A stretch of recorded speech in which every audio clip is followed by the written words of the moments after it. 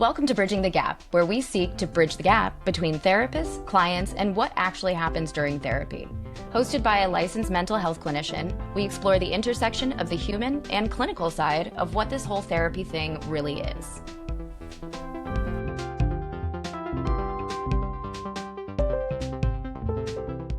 Hello, and welcome to today's episode of Bridging the Gap. I am Caroline Dumond, LMFT, and I have the pleasure of sitting down today with Martin Smith, our clinical director for the Counseling Center. And I also have Andrew Halpern, LPC, and one of our clinical supervisors.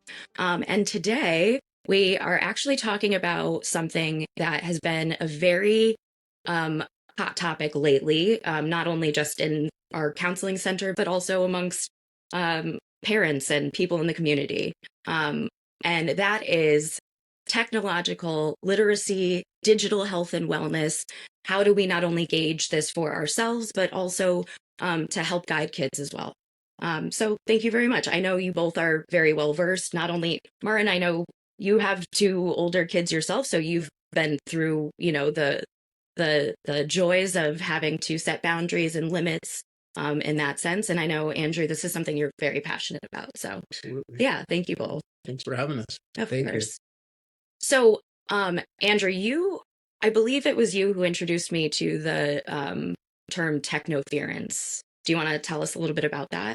Yeah, so technoference is the way that technology can get in the way of relationships. Example would be phubbing or phone snubbing. Say, for example, phubbing. Yeah. Okay. I've never heard that. Yeah, it's sort of a new term. So what it is it's the interference that's caused when one person is looking at their phone while they're trying to maintain a conversation with another person. Or it could even be they have their phone out if they're out at a restaurant and they're slightly distracted. And it can be a little awkward because, the phone is because it's so natural that it's like an appendage, but it can be difficult for a person to even bring it up. So sometimes people find a way around. Wait, bring what up? What was it? Technoference, right? Yeah. So technoference, this is a term that you've introduced to me before in the past. I think you've had some other, I think you've called it phubbing before, correct? Yeah.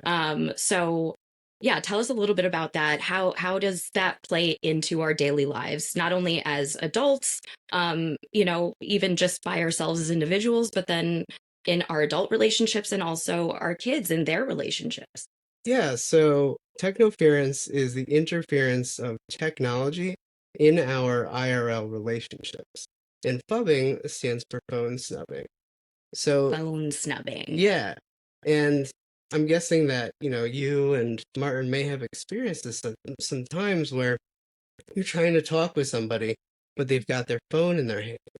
But because it's so natural for us to have our phones in our hands, like they've become an appendage, that it can be a little difficult to tell the person that you're talking with, can you put your phone down?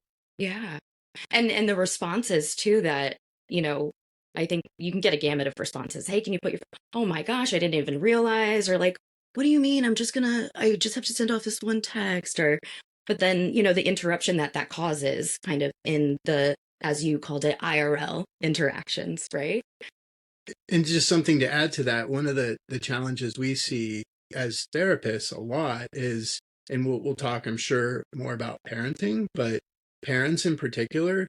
Well, let me just start by saying parenting is really, really hard. No. Yeah, for sure. That's not what And it's exhausting and it takes constant focus and attention. So everything I say in this conversation about parenting, I really want to come at it from a very humble perspective. I'm a parent myself. I fully understand those challenges and how difficult it is to have this thing in our hand all the time that can just kind of sweep us away, give us that little bit of break, a little bit of respite, whatever. And I get, that how important that is for parents.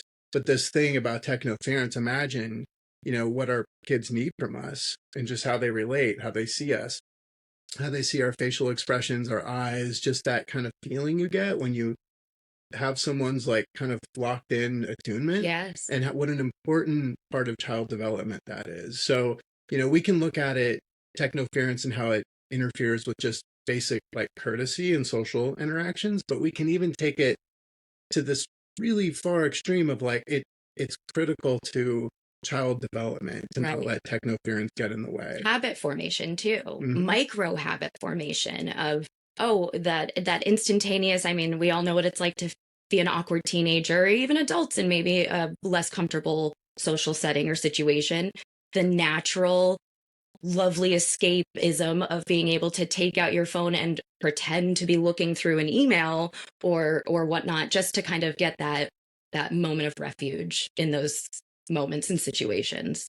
And having that escape then doesn't kind of push us to lean in. It allows us to lean backward, and then that creates even more of a dissonance. And we need that from each other. I mean, kids need it from their parents. We just as human beings need it from each other. We need it from our friends, from our partners, and that human to human connection is fundamental. It's we as therapists refer to it as like healthy attachments. Yeah. And there's a whole big thing in the field about how attachment is actually kind of at the core of our mental health and our well-being. Like, how able are we to kind of connect and feel that connection with other people?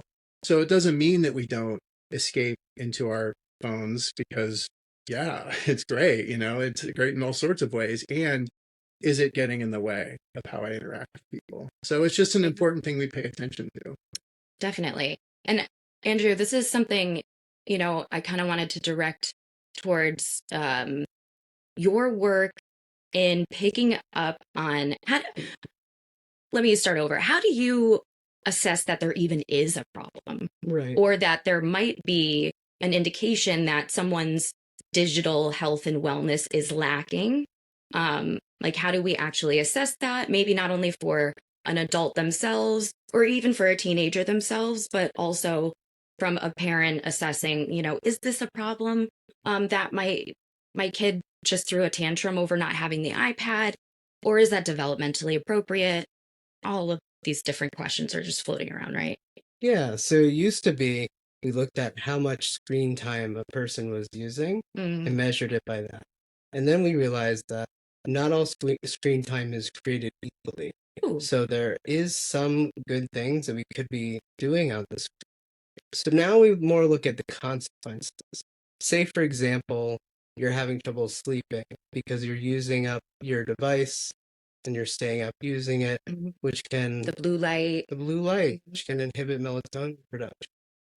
Or say you're being secretive about your phone use, your screen time, or you're having trouble transitioning off of the screen and you're having arguments with loved ones when they're asking you to get off of it. I would say those are all clear signs. Okay. Yeah. And then also, I mean, you mentioned, some of this like neurological aspect to it, right? And as did you, Martin, with the relationship and the roles that dopamine and oxytocin play in our usage of that. One of the things that, specifically with dopamine, that I think is really relevant here is intermittent dopamine exposure. And it's similar to, I think we all know the feeling when you get a like or a comment on a post or something like that. And what they've found is that it literally gives us a rush of dopamine. And so as you mentioned, for development and psychological development for our kids, if they're linking that dopamine hit only to, or most strongest to, their online and digital interfaces, that's where they're naturally going to draw themselves, and again, draw them further away from face-to-face social interactions. Yeah, and the more and more you reinforce that dopamine feedback loop, the less and less activities off the screen become interesting, because nothing can compete with the constant novelty that our screens can give us, with the endless scrolling and the quick videos. Yeah, the endless scrolling. That was a big shift, the endless scroll. I mean, I think we all sound old if you can say you remember getting to the bottom of a feed, right?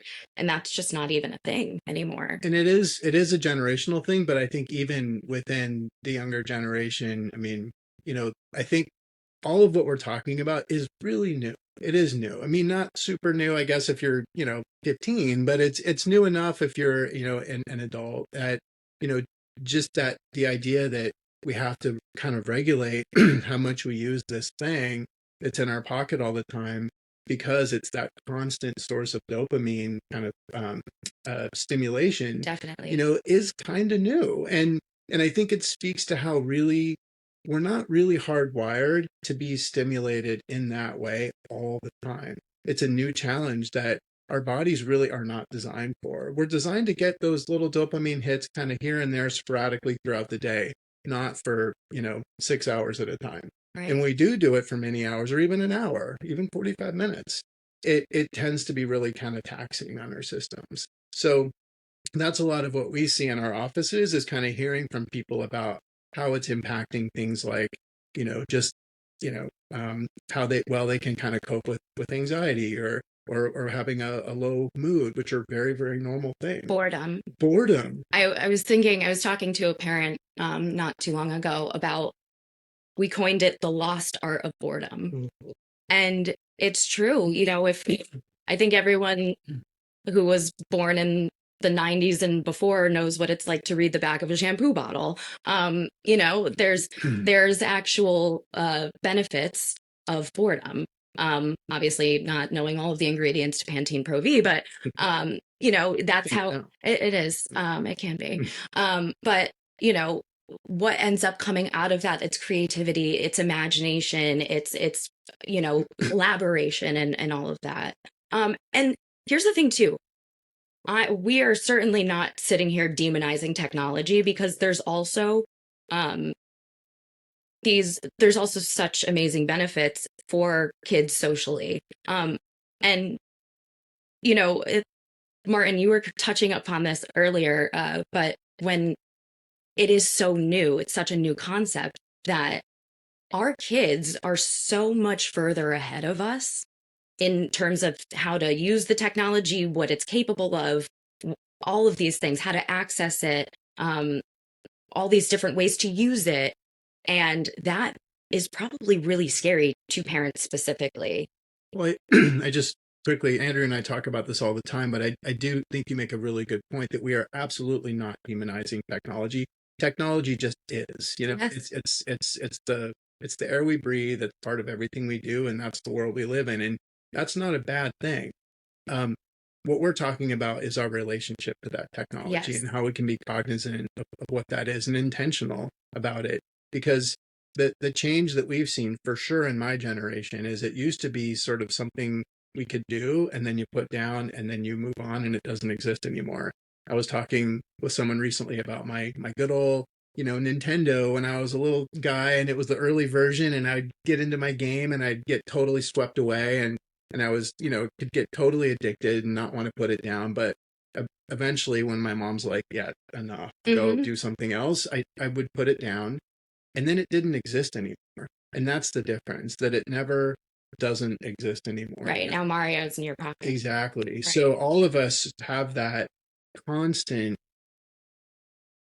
capacity to tune into this thing. So that's why we have to be so much more aware of how we use it. Yeah. And I know us three have had this conversation in the past too, where there's the concept of financial literacy, right? Money is a necessary evil, some might say, to our society. And the same thing has to be said about digital technology.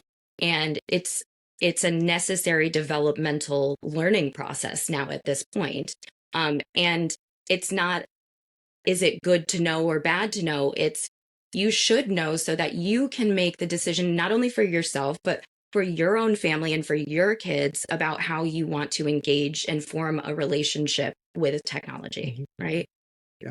Yeah. Andrew and I were talking recently about how, we think about, we want to respect that so family values, every family has their own belief system, feeling of what would be a healthy relationship to technology. Yes. So it's not up to us, as therapists to say, this is how you're supposed to do it. There's a right way and a wrong way. No way. Families are going to vary widely. Some families are going to say technology is fantastic. We're going to incorporate it into our family's lifestyle, in all sorts of ways. Others will say, we hate it. No way, never screens in our house. Both are fine. But that family gets to decide for themselves. The key is that we're going to be thoughtful about what that is. Because when we fall into these unconscious habits and we're just sort of using it without thinking, I think that's where we see a lot of the trouble. But when we decide, hey, this is how we want to use it, and we can teach our kids that and model that, practice it ourselves, that's really different. Certainly. And in regards to parents helping their children navigate the relationship with technology, it's important that they provide them with activities that bring them joy and interest, because for many kids, the digital media they're consuming is actually regulating them. And when they're having that taken away, and talk about the relationship, exactly, they need to have something else to regulate them.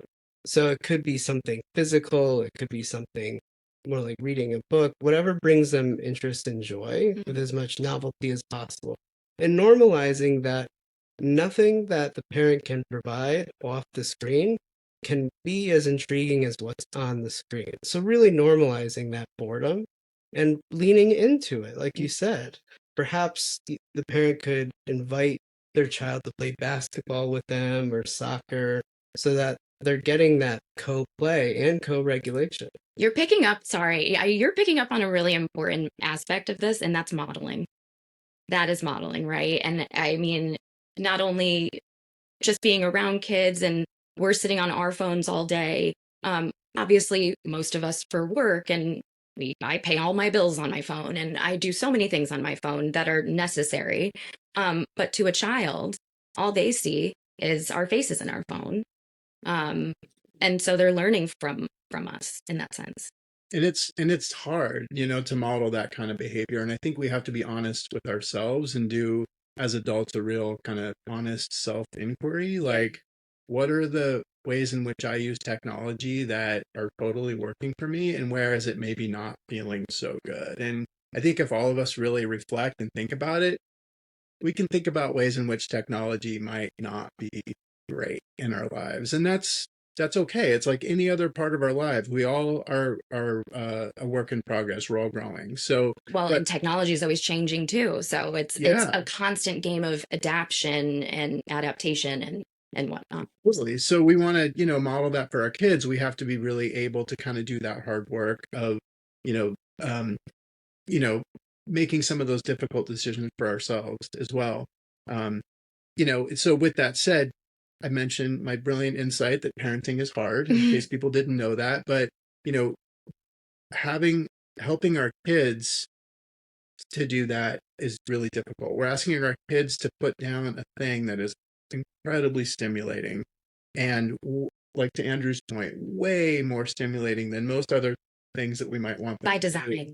By design. Yes, they're designed that way. And that's why we have to take the shame out of it. Yeah. So when we ask they're our doing kids, exactly what these app designers and these like big companies are wanting them to do. That's right. So asking them to do that might not go over real well at first. You might get a little pushback. Okay. I love that you said pushback, because one of my favorite analogies to use when I'm working with parents and setting boundaries is like, in a wrestling ring, now you've got the ropes, right?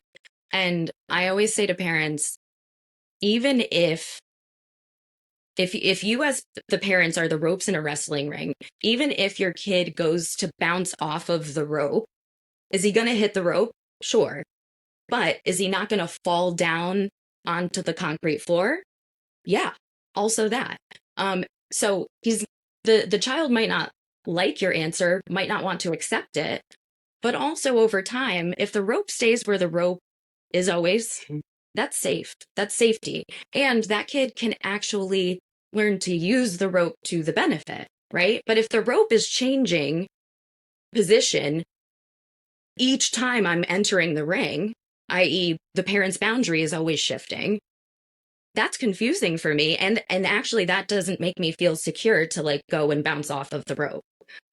So kind of reminding yourself as parents in the moment, and this is speaking as a non-parent myself, that even if they hate your answer, if you have that conversation and do that query for yourself ahead of time, and you know why you're setting that boundary, it's going to make it, I don't want to use the word easy here, but it's going to make it maybe a little bit more tolerable to handle your child's response. It helps to know ahead of time, where are we going to put the rope? Let's figure that out. So when we do have to set that limit, we've thought that through ahead of time. Yeah. So if whether you're a single parent or you're co-parenting or you're whatever it is, not only you knowing where the rope is and establishing that ahead of time, but also making it very clear to the child. Yeah, and a way you could do that, you don't need to play a guessing game, right?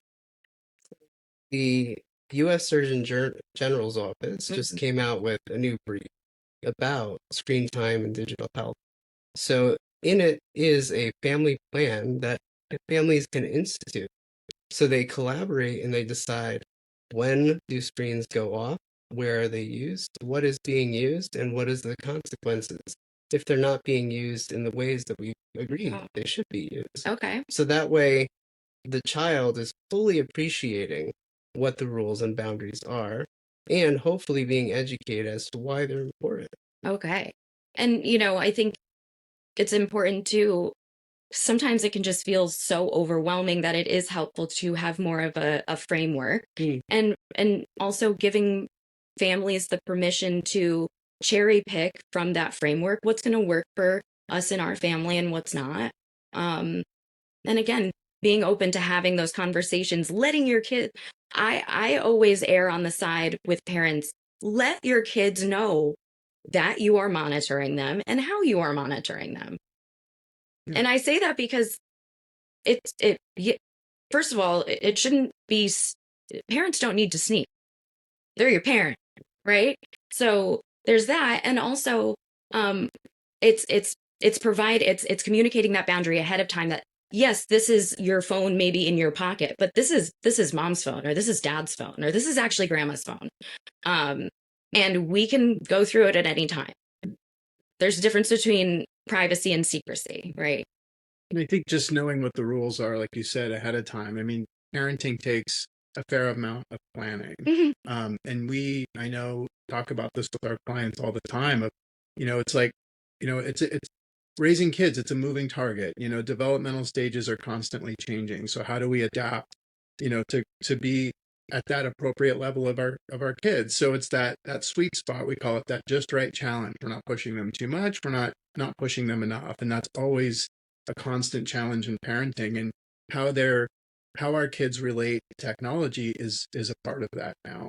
So it's not, are they going to use, of course they're going to use it, but how are they going to use it? And when? And so when we can make that really clear to our kids, and we've figured that out for ourselves ahead of time, it's way easier to set those limits. It's really way easier to know where to put that rope because we've thought it through. And when you're not just winging it, it's easier to have that confidence. Like, okay, I feel good about this plan. I know my child's maybe not going to like it. I might have to deal with a lot of, pushback that's really uncomfortable, but I feel confident, so I can really kind of hold my ground. So that planning ahead is really important. And such importance of conveying that confidence when you're delivering that message as a parent, because if you show a distress response to your child's distress response, that indicates to your kid, oh, this isn't safe actually. But if the parent's response back to them flailing or yelling or screaming or whatever they're going to do, right, is, yep, I this, you're not going to like this, but this is how it's going to go.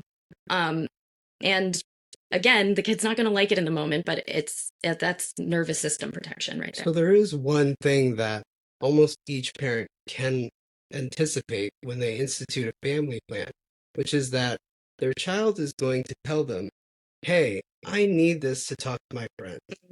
Which is true. It is the main way they speak with their friends. However, it's very healthy, I think, for children and adolescents to have some time apart, to have some time Absolutely alone, because that's when our primary identity is formed. And if we don't have time alone with ourselves, how are we supposed to create our own identities? We're constantly comparing ourselves to the people that we're seeing online. I think along those lines, a really easy one for, I think, not everyone will agree with this, but I think a lot would, is that, um, sleep is really important for people. Um, and especially for kids and adolescents. So, having a plan and having limits around, access to devices around bedtime, I think, most can agree that's probably a good thing, especially for younger kids who they don't want to go to bed and they're not going to think thoughtfully about like, gee, I should get to bed so I can get a good night's sleep. As an adult myself, That's I'm right. like, oh no, what time is it? A couple more videos, Exactly. right? Right. So why are we can't expect our 7-year-old to, oh, I should go to bed now. Exactly. Like, no. Like when I had to, talk to my son about how, hey, I totally get that you want chocolate cake for breakfast. Yeah, but that's not what we're doing. Well, why not? Well, sure, it's delicious. You're not going to feel well around 12. So he's not he's at 4 and he's not thinking for himself, I should have a nice healthy. No, that's delicious. I want that. So we naturally with our kids, we're helping them to make choices that they would not make on their own. So same with like, I need a good night's sleep. I'm going to put my device down. And hopefully if we can start early enough, that becomes the norm by the time, they're teenagers and they're doing it on their own. But these are the kinds of things I think you're talking about, that there are certain ways in which we can plan ahead, have expectations, set limits. And if we can pick a few key things, that's a really good place to start. Good night's sleep is one of them. Maybe mealtime is another one. Yeah. These aren't outrageous things to expect. You're right. You got to get started early. And actually, Sesame Street now has a whole bunch of resources for digital health and wellness. Okay, that's great. Because I was going to ask you, Yeah. you are a resource king here at the Bridge. You always have resources for like everything, and it's so appreciated. And so I'm hoping that actually we can link in the show notes some of those resources, not only to the family plan that you were talking about, but maybe even we can find some of our psychoeducational resources just on digital health and wellness, technological literacy, and so that people can have something concrete. Again, not to that you have to abide by those frameworks specifically, but being able to expose yourself to the different options and the information that's out there so that, again, you make the right decision for your family. Yeah. And the Sesame Street reference is great because I think it just kind of normalizes that this thing, how we relate to technology, is a part of development. So it's not, like optional, like we have to think about this. So, the fact that it's now part of Sesame Street, it's just like all the other things we have to learn growing up. Definitely. We learn our letters and we learn how to make friends. We learn how to, we learn how to have a relationship to technology. It's all part of that process of growing up. Yeah. And I think for teenagers, we do need to give them a little bit of grace because they never really had a chance to be educated about digital health and wellness. It's now actually a public health issue. Before it was more seen as a problem of willpower, maybe poor structure at home.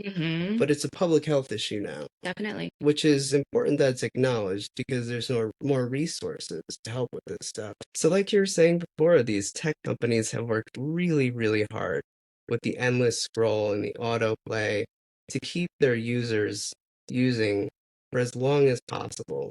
In the 1990s, DJ Fogg over at the Stanford Persuasive Technology Center came up with a way to keep people hooked on technology. And it's really by no accident.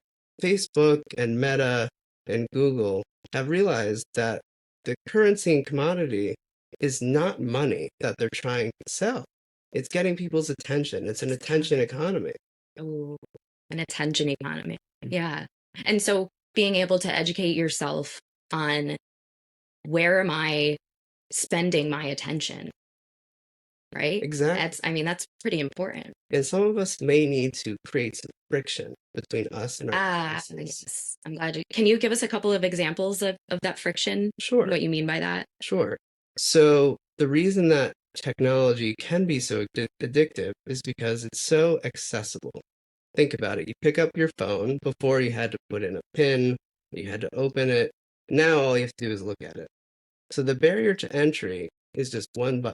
You open Instagram, you open TikTok, and you've got an endless supply. And you don't no longer have to log into each app anymore. Correct. Yeah. So the idea is to make the barrier to entry a little bit more difficult. Okay. How do we do that? I need these tips for myself. So Yeah, a lot of people do. Mm-hmm. Yeah. So you could add in a pin, preferably 5 or 6 new numbers, or oh, so you can make that longer? yep, Oh, I didn't know you could turn your phone to grayscale. That's a little bit less enticing. that. Ooh. You can add app blockers, and you can also, they now have something called a brick, where you have to physically bring your phone over to it to unlock it, so that you have to take an extra physical step Whoa. to use your phone.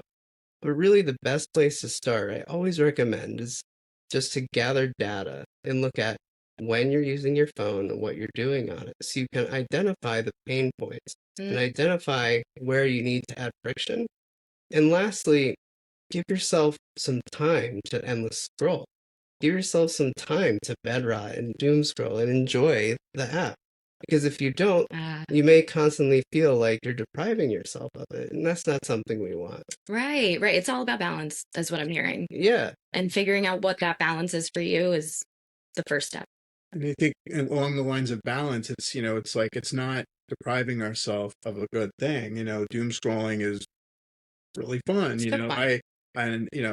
But too much of a good thing. I love ice cream. It's my very favorite thing. And yet if I ate, as much as I wanted to, I'd probably be pretty sick and unhealthy. So, but I'm not going to never eat it because I love it and it's awesome. So, with our phones, I think, to the point of some of the research that's been done around how a lot of apps and, things that we do online are actually specifically designed to hook us in. They're designed to help, to create that addiction. And it's really effective.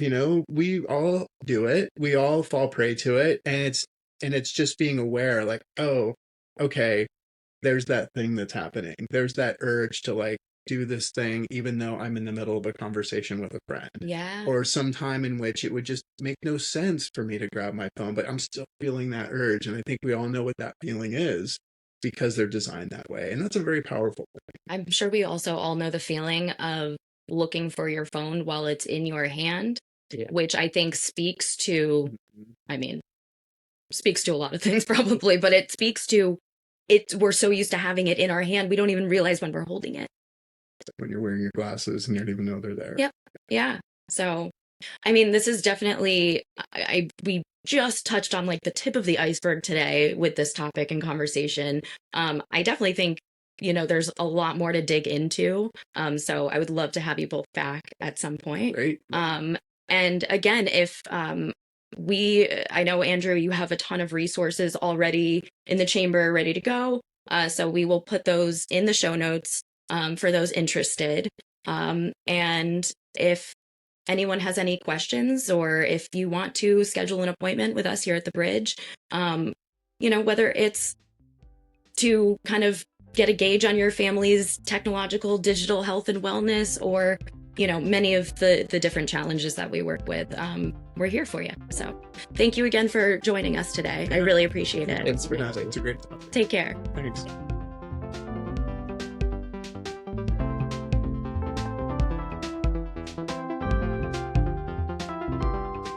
Thanks again for listening to Bridging the Gap. We're glad you joined us as we explore the space between the clinical and the human side of therapy. Be sure to subscribe, share this episode, and until next time, keep bridging the gap between where you are and where healing begins. If you or someone you know in Connecticut is seeking counseling services, visit www.bridgefamilycenter.org or call 860-313-1119 to schedule an appointment.